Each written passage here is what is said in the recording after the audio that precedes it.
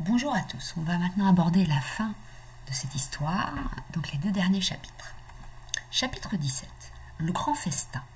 De retour au tunnel, ils s'arrêtèrent et Maître Renard reboucha le trou du mur. Il marmonnait tout seul en remettant les briques à leur place. Quel cidre fabuleux, j'en ai encore le goût à la bouche, disait-il. Ce rat, quel effronté. Il a de mauvaises manières, dit Blaireau, comme tous les rats. Comme tous les rats. Je n'ai jamais rencontré de rat bien élevé. Et il boit trop, dit Maître Renard en replaçant la dernière brique. La voilà. Maintenant, à la maison pour le festin. Ils saisirent leur jarre de cidre et partirent. Maître Renard était en tête, suivi du petit Renardeau, puis de Blaireau. Le long du tunnel, il courait. Tiens, le tournant menant à l'entrepôt géant de Buns. Tiens, le poulailler numéro 1 de Boggis. Et puis, la longue ligne droite vers l'endroit où, il le savait, Dame Renard les attendait. « Continuez, mes enfants, hurlait Maître Renard, nous y sommes bientôt. Pensez à ce qui vous attend à l'autre bout. » Voilà qui devait réconforter la pauvre Dame Renard. Tout en courant, Maître Renard chantait une petite chanson. « De retour à mon logis, je retrouvai mamie. Elle dansera partout dès qu'elle aura bu un petit coup de cidre doux. » Blaireau se mit à chanter lui aussi. À moitié morte de faim, Dame Blaireau est mal en point, mais elle renaîtra tout à coup dès qu'elle aura bu un petit coup de cidre doux. Ils chantaient encore dans le dernier tournant, quand ils tombèrent sur le spectacle le plus merveilleux et le plus étonnant qu'ils avaient jamais vu. Le festin venait de commencer. Une grande salle à manger avait été creusée dans la terre et au milieu, assis autour d'une énorme table, il n'y avait pas moins de 30 animaux. Dame Renard et les 3 renardeaux, Dame Blaireau et les 4 petits blaireaux, Taupe, Dame Taupe et les 4 petites taupes, Lapin, Dame Lapin et les 5 petits lapins, Belette, Dame Belette et les 6 petites belettes, Poulet, Canard, Oie, Lard et Jambon s'amoncelaient sur la table, et tous étaient en train d'attaquer ces mets délicieux. « Mon ami !» s'écrie Dame Renard en sautant au cou de Maître Renard. « Nous ne pouvions plus attendre, pardonne-nous, je t'en prie. » Puis elle embrassa le petit Renardeau. Dame Blaireau embrassa Blaireau, et tout le monde s'embrassa. Avec des cris de joie, on plaça les énormes jarres de cidre sur la table, et Maître Renard, Blaireau et le petit Renardeau s'assirent avec les autres. Vous vous rappelez sans doute qu'aucun n'avait mangé une miette depuis plusieurs jours. Ils avaient une faim de loup. Aussi, pendant un moment, il n'y eut aucune conversation. On entendait seulement le bruit des dents et des mâchoires que faisaient les animaux, attaquant le succulent repas. À la fin, Blaireau se mit debout, leva son verre de cidre et s'écria « Un toast. Je veux que vous vous leviez tous et que vous portiez un toast à notre cher ami qui nous a sauvé la vie aujourd'hui, Maître Renard. » « À Maître Renard !» crièrent-ils en chœur en levant leur verre. « À Maître Renard ! Longue vie à Maître Renard !» Alors Dame Renard se mit timidement sur ses pattes et dit « Je ne veux pas faire un discours, je veux seulement dire une chose, mon mari est fantastique. » Tout le monde applaudit et poussa des vivats. Puis Maître Renard se leva. « Ce repas délicieux, commença-t-il. » Dans le silence qui suivit, il eut une formidable éructation.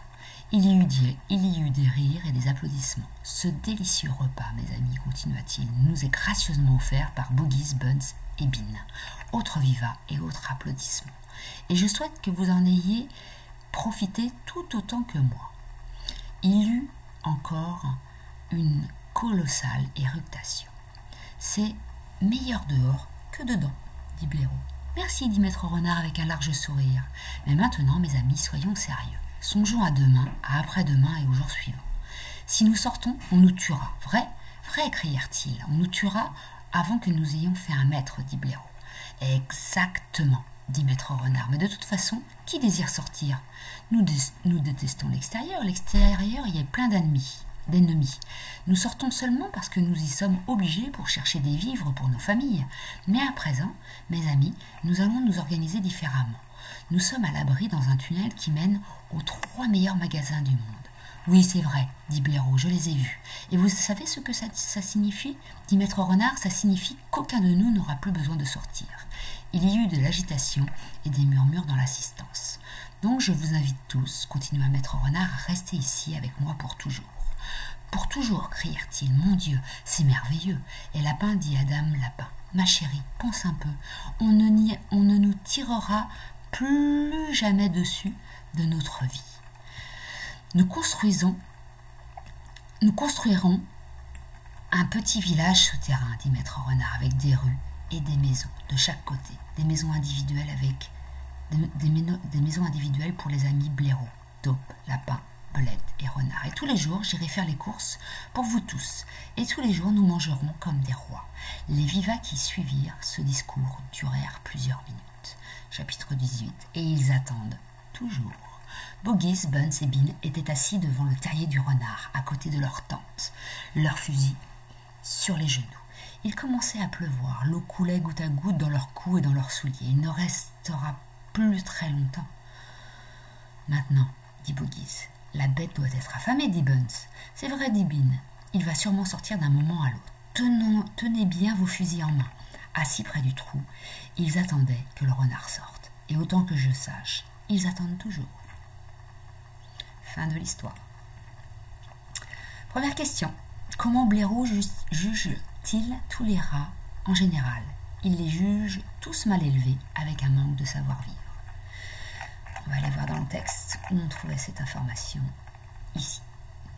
Il dit « Je n'ai jamais rencontré de rats bien élevés ». Ça veut dire qu'il pense qu'ils sont tous mal élevés. Parmi les invités, quelle famille a le plus grand nombre d'enfants? C'est la famille Belette qui a le plus grand nombre d'enfants. Ils sont 6. Dame Belette et les 6 petites belettes. Donc là, on avait rangé dans l'ordre croissant le nombre d'enfants dans l'énumération. Quel bruit domine dans la salle à manger au début du repas? Le bruit des dents et des mâchoires des animaux qui attaquaient le repas. On entendait seulement le bruit des dents et des mâchoires que faisaient les animaux attaquant le succulent repas. À qui Blaireau porte-t-il un toast à la fin du repas? Il porte un toast à Maître Renard. Ici. À la fin, Blaireau se mit debout, leva son verre de cidre et cria « Un toast ! Un toast à notre cher ami qui nous a sauvé la vie aujourd'hui, Maître Renard. » Donc c'est bien à Maître Renard qu'il porte un toast. Quelle phrase prononcée par Dame Renard montre l'admiration qu'elle porte à son mari? Elle dit que son mari est fantastique. Allons voir dans le texte où c'est indiqué. Alors Dame Renard se mit timidement sur ses pattes et dit « Je ne veux pas faire un discours, je veux seulement dire une chose, mon mari est fantastique. » Que propose Renard à ses amis pour échapper définitivement à tout danger extérieur? Il propose de construire un village souterrain et de rester systématiquement à l'intérieur. Nous construirons un petit village souterrain. Cela signifie que nous n'aurons plus besoin de sortir. Quels sont les animaux qui courent le plus de risques dès qu'ils mettent le museau dehors? Alors ce sont surtout les lapins. Il fallait vraiment répondre les lapins. On le voit ici dans le texte. On le comprend dans le texte. « Ma chérie, pense un peu, dit Dame Lapin. On ne nous tirera plus jamais dessus de toute notre vie. » Dans quelle position retrouvons-nous Bogies, Buns et Bean à la fin du récit? Ils étaient assis. Bogies, Buns et Bean étaient assis devant le terrier du renard. Et là, on retrouve aussi assis près du trou, et près du trou, ils attendaient que le renard sorte. Donc ils étaient assis. Pourquoi les fermiers ne cesseront-ils jamais d'attendre? Ils attendraient éternellement, donc pour toujours, car personne ne sortira plus du tunnel et du terrier. Donc voilà, on a l'information ici. Aucun de nous n'aura plus besoin de sortir. Bogies prononce cette phrase, la bête doit être affamée. C'est un mot de la famille de faim. Comme autre mot de la même famille, on peut trouver famine. On retrouve aussi des lettres qui viennent de faim dans le mot famine. Ça veut dire avoir très faim et ne pas manger à sa faim, la famine. Recopier la phrase du chapitre 17 qui contient une expression avec le mot faim. On pouvait recopier « Ils avaient une faim de loup ». Il fallait relever cette phrase ici. ils avaient une faim de loup, ça veut dire qu'ils avaient très faim. Associe ces expressions à leur sens. Mourir de faim, ça veut dire être proche de la mort par manque de nourriture. Donner faim, ça veut dire aiguiser l'appétit de quelqu'un. Rester sur sa faim, c'est voir ses attentes déçues, c'est être déçu.